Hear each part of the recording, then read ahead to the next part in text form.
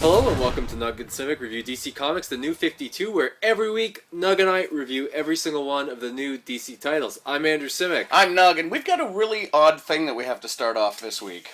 Kind of an apology, but not really. So, last week, we forgot to review Suicide Squad. Yeah. Which we chalked up to it being not a very good book. Right. Honestly, we did. As it turns out, to help us read 16 comics every week. This is kind of embarrassing. It's kind of embarrassing. We do read all the preview pages so that we can get through the comics quicker so that the people at the lovely Silver Snail can go home. We read the preview pages and then reviewed all the comics. We never actually got our copy of Suicide Squad last week, so we were reviewing it based solely on the preview pages. So for that, we apologize. Why it seemed a little light. Yeah, that's why it seemed a little light. So, let's start things off with last week's Suicide Squad, which we finally read. The full thing. There's that Joker and Harley scene that somebody told me was in there, and I was like, yeah, show me that scene and I'll read it. Here it is. I guess that's great. I guess we get to see... There's one moment in Suicide Squad that made me smile. There was one moment that made me smile, too. Is it the same scene? Probably it's with King Shark. He opens his mouth and we find out that a character that both Nug and I really liked is still alive. Not dead. Which I liked. But the Harley Joker stuff, it still seems a little hollow to me. And not true, I guess is what I'm saying. I want there to be, I guess, more emotion. I'm thinking maybe this is just the beginning of why Harley, fell for the Joker in the first place. But it just felt like we're grasping at straws here. Well, for me, Harley is one of those rare characters that has come over from the Batman animated series. Right. I think her and Renee Montoya are the only two that have come over from that. They were created just for that series. Yeah. And so her origin was always talked about, but we've never really seen it. So now we get to see the new origin that we never really knew, that we never really got to see, of Harley, which isn't that far off from the original origin. No, but I guess maybe it's because when you're watching the animated series, the voice is just such a prevalent take on the character that she already seems a little off to begin with. Yeah. Where here it's told very in a straightforward way, like she's a very serious doctor, and that's where I'm kind of like, okay, the Joker did something that is sweet for a psychotic, but still. The Harley character seems too straight-laced, and maybe we're going to see that moment that she actually snaps, put over to the edge. Having said that, my review of Suicide Squad, although it's a little bit better than last week's, I still don't think it's a great book. I don't think it's a great book either, and I'm really upset with some of the artwork because at times Harley looks like she's 5. Yeah. And so, I don't think those guys are dumb enough to be falling into a trap like that, as we said last week. Right. I think Savant, coming back from the first issue, that it's his last mission, which means he's going to die, which is a shame, because Savant was such a cool character in the old Birds of Prey. I mean, we'll see. But having said that, I do like some of the concepts they're throwing around. Yes, I do like that Harley's going after at least one token of Joker to remember Joker. I mean, there's parts of Harley that I like, but still, it's not. I want more from Suicide Squad. I want more from the Harley character, and I want more from the origin of Harley, and maybe that's to come. I don't know. All right, so let's start with this week's comics, and let's get things start off the greatest way. Yeah. With My Greatest Adventure. Oh. If you like to see 3 characters playing Leapfrog, this does not occur in this book. It's 3 different stories again. At least we only have one more of these to read. Garbage Man, Tanga. Do you enjoy that story? Out of the 3? Yes. See, and I enjoy Robot Man of the 3. Right, so I mean, there is something for both of us. But having said that, the price is it's a $3.99 book. Well, you get 3 characters worth of story, buddy. Does it? I'm curious as to the decision to make this book $3.99. Yeah. None of the characters are main eventers or even. But they haven't even changed from their old. Like, weren't they in My Greatest Adventure before the reboot? I think so. Yeah. So. But I mean, there's not enough here to draw people in. I mean, I'm curious as to the existence of this book. As the stories are nearing its completion, I'm still searching for, I guess that it's a nice short story, but not enough to warrant the name my greatest adventure. No, but again, this is that thing that DC has to do every now and then to use those names, or else they lose the trademarks.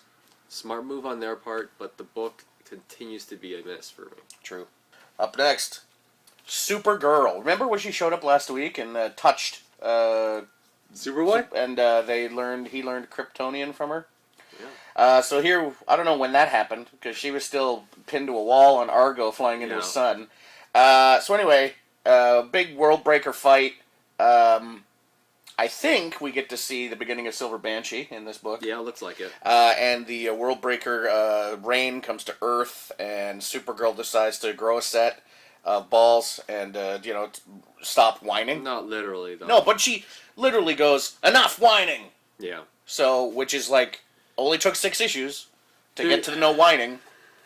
Go. You guys know that we haven't been a fan of the Super books. I think Nug didn't like this issue more than you didn't like. I didn't like it because I didn't mind it. I think there are bits in it that are fine. If this means Supergirl's not going to be a whiner anymore, I may be on board with the next issue. Yeah, and I mean, I'm actually liking the growing rogues gallery of Supergirl. This is a new take in terms of usually with a Supergirl book, we're accustomed to having the character fully fledged out and developed before we actually meet a villain that Supergirl is going to fight, who turns out to be a Superman villain usually.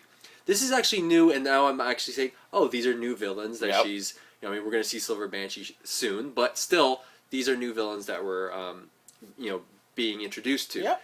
Having said that, there are some great moments in this book with Supergirl. I do like that she's stuck there, and I'm not going to ruin it for you, but she gets some help from... maybe it's an Obi-Wan Kenobi type moment. We're not sure. But, I mean, I liked it. I fell for it. There's just a little part of her home in her at all the time. And there is a shot where she says goodbye to Argo and her old home, and I like that. I still want to know more about this Supergirl, and I think that I'm not sure if this story is successful because we don't know about her or in spite of the fact. I think it's in spite. All right. Blue Beetle, a book that took off last month for us after months of us going, we miss the old Blue Beetle. Took off this month. Continues to be fantastic. This was a great book. An excellent book. Yeah, I mean, you guys know that we loved the initial run of Blue Beetle. And then, the previous issues have been actually amping it up and being really good. This issue of Blue Beetle is very good. And I think that as a teenage hero, I know this is the other guys, he sounded like Spider-Man, but when Spider-Man is written well and in a good way. Like dealing with the teenage voice, the dealing with the responsibility of having this power that's in an inadvertent way of avoiding trademark. But at least he full out goes, this has been nothing but bad news for me and my life and my family and my friends. I got to get the hell out of here. Acknowledging that fact and trying to work to remedy that fact. Yeah, and if you're going to continue to hurt the people in my life, I'm going to have to leave my life. Yeah. And I mean, he has to do something in this issue that's a little darker. Oh, yeah. For, what we're accustomed to for Blue Beetle, to win. But it's great. It's real good. Really good book. Definitely recommend Blue Beetle this month. For sure.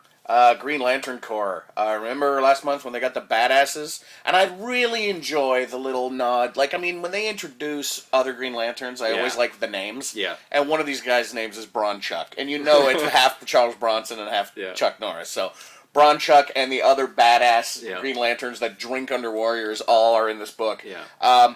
What a great book. Wow. What a great book. This is what Green Lantern Corps should be. Oh, yeah. This is Green Lanterns at war. Tomasi, great job. But the art in this book, some of the full-page spreads of the battle, I mean, this is what a Green Lantern Corps book, say it again, should look like, feel like. Jon Stewart does something that will have ramifications that will have to be dealt with in the next months. But it's great. It's so great. And I know the Solits say that Jon Stewart's going to have to deal with what he did. And for sure he's going to have to. But doing what he did saved. It's just great because it's going to ask questions. And I read this issue and he does this thing and I'm like, he did the right, in my eyes, he was did the right thing. He did the right thing. the great thing about comics is when it raises those questions. And in a fun way. Yeah, I mean, these are like the fun questions, like, did he do the right thing? Did he do the not thing? Is Starfire a whore? Is Starfire not a whore? The fun questions that we all love to read. Yeah. So, I mean, Green Lantern Corps is definitely in our top books this week. Go pick it up. I mean, this is great action, great writing. And it's Guy and John the way you want Guy and John to be. Yeah, exactly. Up next, Legion of Superheroes. Legion Lost is our favorite Legion book. Yeah, that's our favorite Legion book, I think, because of the smaller cast of characters. And this one has a huge cast of characters, but this issue actually goes snapshots, actually goes little bits. Yeah. So you get little mini stories with everybody. And not like Tarantino, like in Batwoman last week, but there's you get to see little bits of the adventure. And I've always kind of enjoyed the Dominators as a character, like as a alien species. And I like that we learned that the size of the disc on their head means they're a bigger badass or higher up in the chain. What'd you think of Legion this week? Here's my thing with the Legion books in general. One of the reasons why we read all the books is to get a full sense of the story arc. True. And I think where Legion suffers is in the single issues. The Legion books, because there are so many characters, a lot of times it feels like these snippets are haphazard and random, even though they're not. But if you read them in a full collection of the story, I think that's going to be the true test. Well, that's who you're reading or have read Great Darkness Saga. And it's very similar. It's very similar, where it's like as you're going, you're like, what's going on? But if you read just that issue, but once you read a bunch of them together, you're like, oh, there's a bigger picture. So this is actually a weird review for me, because I actually wouldn't recommend this Legion run in the singles. No. At all. But collected, maybe it's going to... the story's going to be easier to just digest, right? Yeah. All right. Captain Atom surprising us a lot lately. Yeah, we thought that the last two issues were really great. And this, I mean, the story continues and it kind of wraps up. It does wrap up. I think it wraps up the arc of like how he deals with who he is. Yeah, and like really the whole test subject, the test rat, and what the comparisons between him and a lab rat, basically. Did you like it? I did. It was all right. I don't know if it's going to make the top 6, but I did enjoy it. And I as a close to the story, I thought it was a little whimpering ending to the. Yeah, it ends with a whimper and not a bang. I enjoyed it, even though there's a bang in the book. There's quite a big bang. But my issue with this issue is I found that Captain Atom sounded a bit kiddish, like a child. Yeah, and almost like the dialogue didn't ring true, or we were used to, a lot of our comparisons in previous issues was that he was starting to sound like Dr. Manhattan, which was almost godlike and omnipresent, so he kind of knows everything. And in this issue, I think he uses the word Nimrod. Great hunter. Yeah, so I mean, there's one of those things where... would he use that language? I don't know. And I think as an Air Force pilot, yeah. Sure, I mean, as a human, it's just, I thought, the characterization of... But he is getting pretty Manhattan-y. Yeah, so this I was kind of I was just a little confused. Not confused, I knew what was going on, but I was a little well, that sounded a little like something he wouldn't say. Yeah. But having said that, it was still an interesting book. Yeah, it just kind of petered out.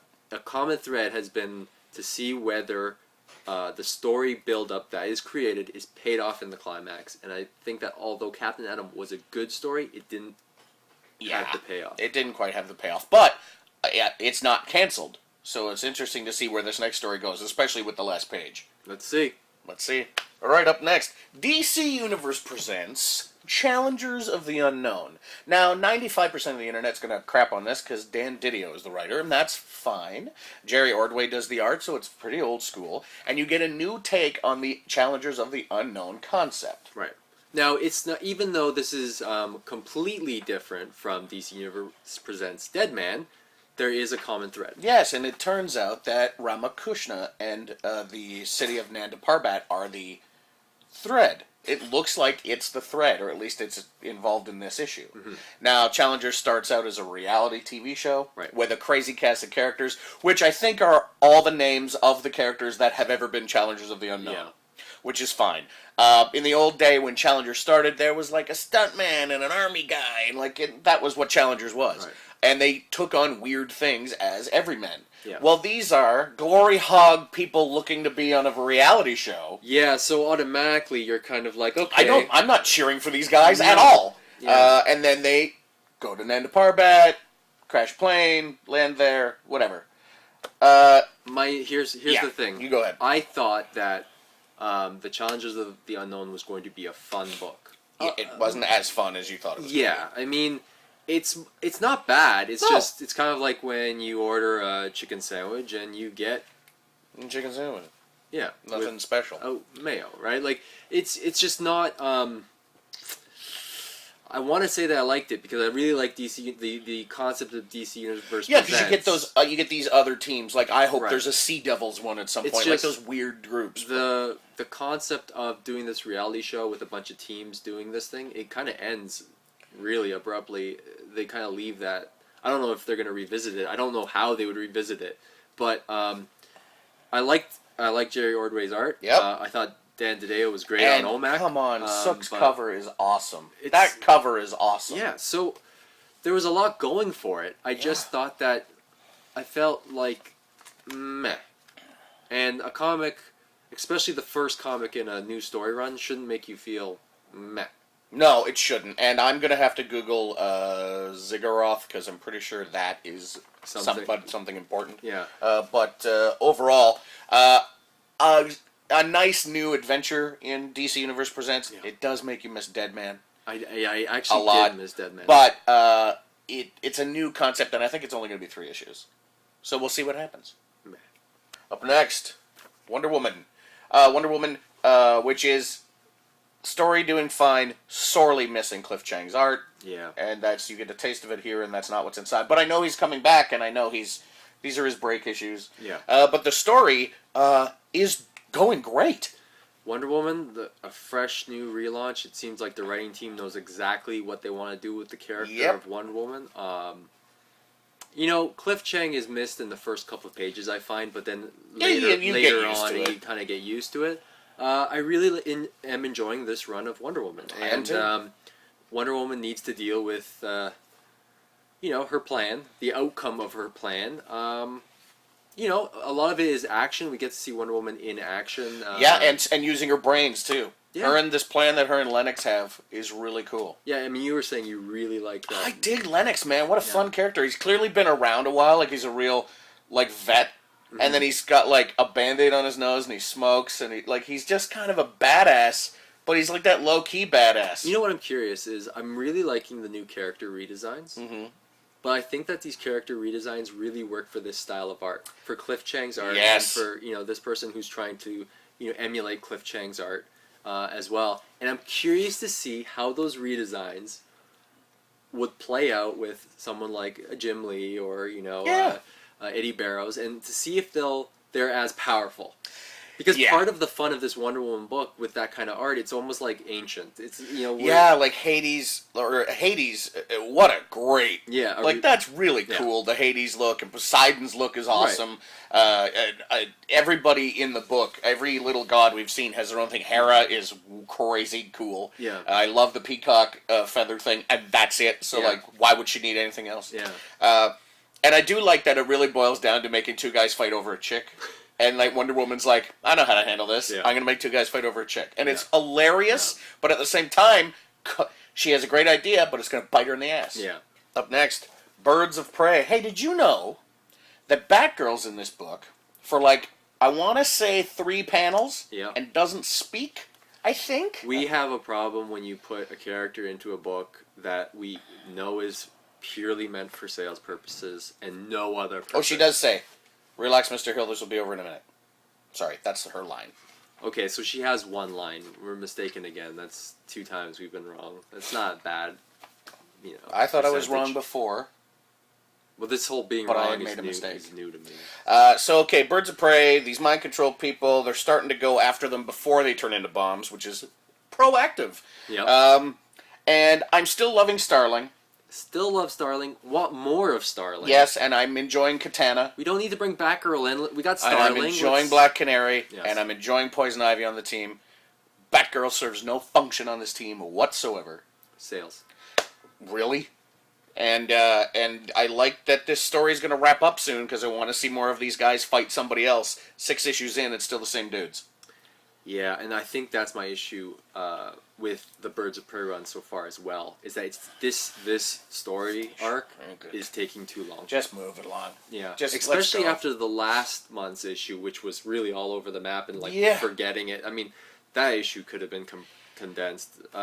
This whole story arc couldn't be done. There's great characterization in this book. We're just thinking that the plot is not... Could have been done. It looks like it's going to wrap up next issue, thank you. Yeah. But I want to see the next thing. More Starling. More Starling. More Black Canary. More Katana. More Poison Ivy. Less... Well, how could there be less Batgirl? She only says one thing. That's true. Up next, Red Hood and the Outlaws. Hey, guys!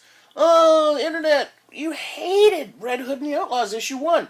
Guys, this story takes place 1 month before the events of issue 1. Guess what it explains? Pretty much everything.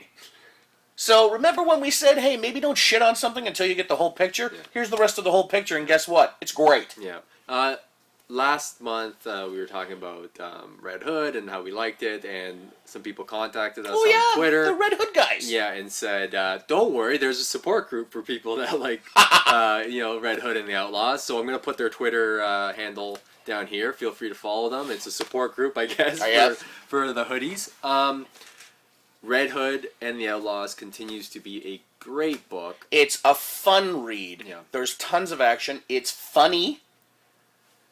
Jason Todd, again, has always been portrayed as a whiner in the past. Yeah. But, I mean, I really like this take on Jason This take Todd. on Jason is great because he does have...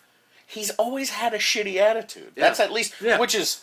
It's justified. He's had a shitty attitude. Yeah. So he's not just a shit disturber because it's fun. Yeah. He's just got a bad attitude. And we kind of see, some relationship between him and Dick Grayson, him and Batman. I mean, there's a lot of stuff. You get to see some Corey with Starfire with Dick. Yeah. You get to see some Starfire with Dick and Arsenal. Mm-hmm. But then why doesn't he remember her? So there's some other stories. I mean, it's just... I really like this book. It's really great. I have not been familiar with Kenneth Rackacourt's art before this, and I think he's just killing it. He's awesome. He's got a different style that, I haven't seen, but he is just great. And Lobdell, love the voices.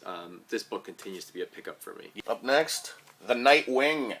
This is, the circus is coming back to Gotham. Yes. And this story is, you're going to hate that I say this, but this story is finally going to end. Not that I hate the story, I think the story is great, but it's going, this is just like calm before the storm, and I want storm.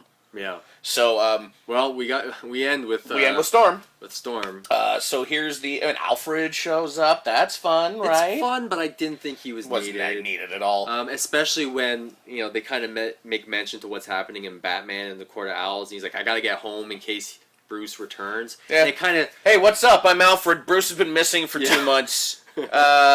Gotta go. Have fun with your circus. Have fun with your circus, guys. Yeah. Sorry I can't stick around for the whole circus. Batman's been missing for a while. And Dick goes, yeah, okay.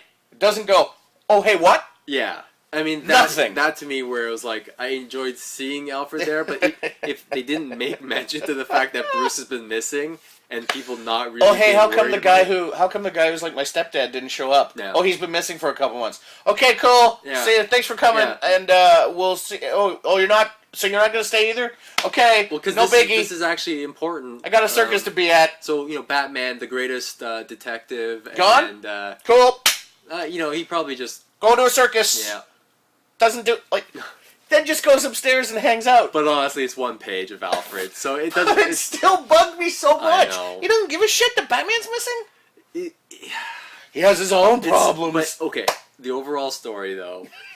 of Dick Grayson and Haley's circus. Yes. I think they're tying it up nicely with the going back to family. And yeah. Next issue will be the end. I mean, and then here's what I think is going to happen next issue. Dick goes, oh, man, crazy.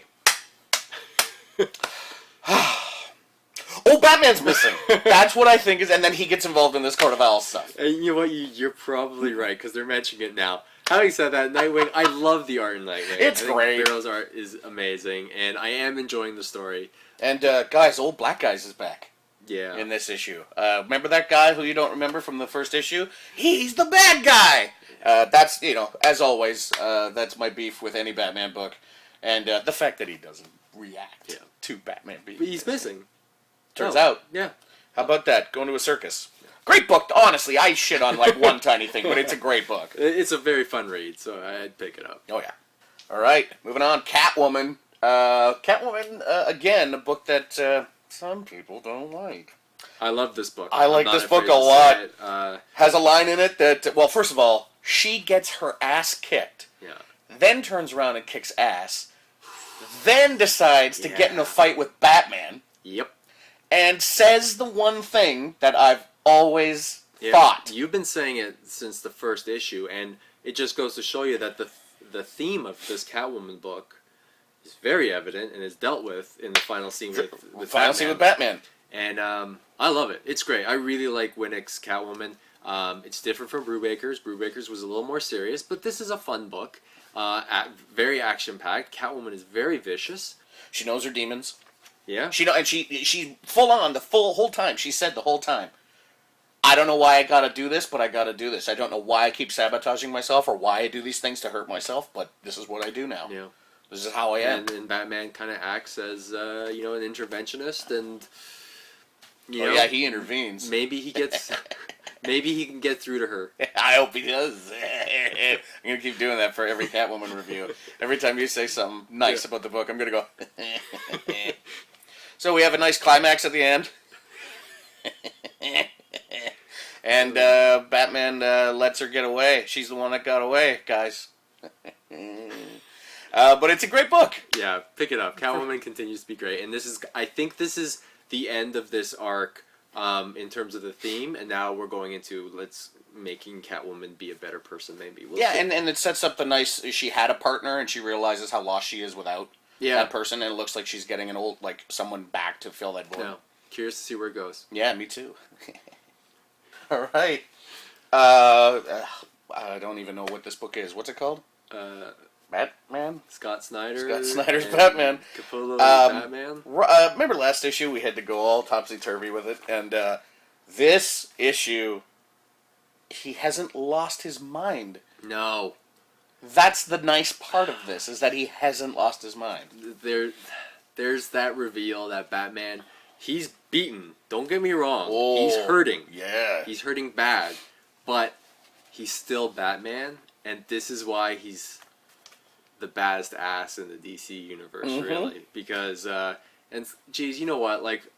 I'm going to be completely honest with you. I was not a Greg Capullo fan before this Batman run. And I was actually a little nervous. I wasn't a fan of his Spawn work, his Image work. But he has made a fan out of me with his work on Batman. This has been really good. It's been super creepy and super dark. And even before it got into this whole really dark, creepy stuff, it's been straightforward and nice and clean. And I really am excited about a Batman book, which I can't say I've ever been excited about before. Yeah, I mean, Nug is excited to pick it up. I'm excited to grab Batman. And you know what's great is we don't know where this story is going. No, not at all. And, a fear of mine is the fact that now the Court of Owls is going to be in every Bat book. Yeah. I don't want it to water down this one. And I don't think it will. But there's one line that Batman says in it that I will spoil. He's like, I am sick of owls. Yep. And in 3 months' time, I don't want to say that. And it's going to be nothing but owls, man. But this run on Batman is a great run, and this is definitely... You guys know you're going to pick it up. If you've been reading it, you know how good it is. So we don't need to tell you. No, it's great stuff, man. Pick it up.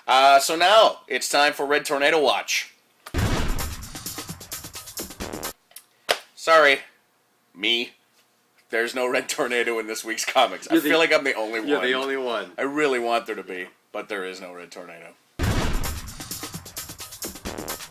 Okay, so now we'll pick our books of the week, and every week we pick 6, just for the hell of it, because we picked 6. This was actually a really great week for books. It was a really great week for books. Yeah, what do you got in there? Well, that's what I have. Okay, let's see here. It might be 7. We might have to go honorable mention.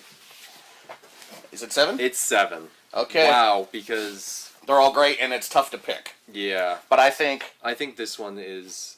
because of that one page. You're right. Okay. Okay, so we're down to 6. So, Batman number 6. This is obvious, guys. If you're not picking up Batman... But it's probably your book of the week. You don't know yet! Okay, so top 6. Top 6. Catwoman number 6. Great book. Continues a great run. Yep. Red Hood and the Outlaws number 6. Great book. Mm-hmm. Wonder Woman number 6. Great book. Great run. Green Lantern Corps number 6. Woo! This is when, you know, when we were talking about climaxes that aren't exciting. This is reaching a point that is just... What I like is that it's setting up a bunch of stuff that it looks like it's just part of the story, but everything's got repercussions in this book. You know what? After that one issue 2 where it kind of lost its way, Green Lantern Corps has been solid. So cool. And Blue Beetle number 6. This is also a great book. So, what's your book of the week? Well, Batman is up there, man. Yeah. But okay, let's put it this way.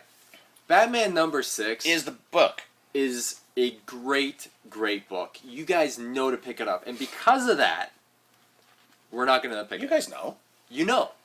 We're not going to pick this book, so we are going to be forced to pick different books as our books of the week. I think just because I'm going to go Wonder Woman. Okay. I'm picking Wonder Woman as my book of the week. I really like Lennox, and I really like the designs, and I can't wait for Cliff Chiang to come back.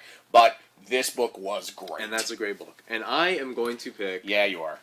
You know it. Yep. Red Hood and the Outlaws. When you're up with Batman, it's hard for this book to become book of the week, but you know how we feel about Batman. But Red Hood and the Outlaws continues to be a great book, and one of the books that I'm always most excited to read. Absolutely. And this continues to be enjoyable. Love Jason Todd. Love Corey in this book. Oh, yeah. Pick it up. Yeah. Great book. So thanks so much for watching and commenting on the videos. Share them with your friends. If you love the show, tell everybody, and if you don't, keep your mouth shut. No one likes a whiner. Thanks to the Silver Snail for letting us do this here, and thanks to you for coming here on Valentine's Day. What is your poor wife thinking? You came here on Valentine's Day. Yeah. I'm sorry. Did you remember it was Valentine's Day? No. Okay. Happy Valentine's Day to all of you guys, and next week we'll see if Andrew has dug himself out of a hole. Ooh, buddy.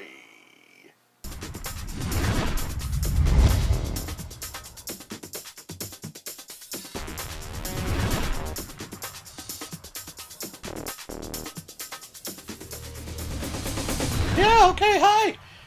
Welcome to the review. I'm Andrew, I'm Nug.